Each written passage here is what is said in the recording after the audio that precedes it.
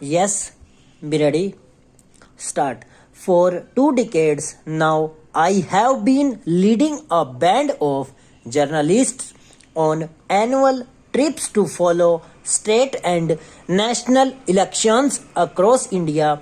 Full stop. Of all my global travels, I relish these journeys the most as a way to explore the country I love, an added player at election time when India truly comes alive. Full stop. But what has become increasingly clear to me over time is that, at least from an economic standpoint, the outcome of the elections is irrelevant. Full stop.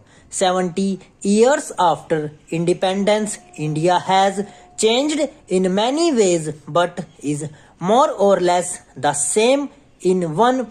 There is no connection between politics and economics. Full stop.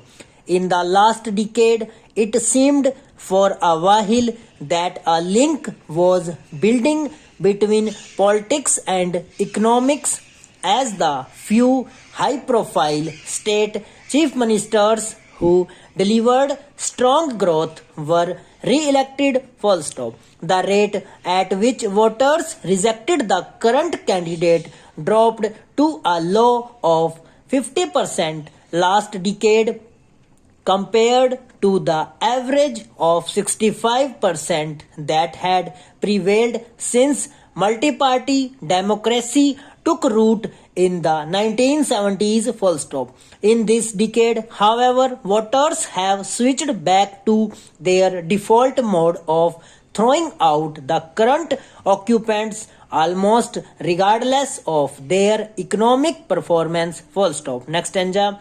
There have been around 30 major state elections since 2010, and during this period, the state chief minister once again faced a two-thirds probability of losing his or her re-election bid even if a state economy had grown faster than the national average. Full stop.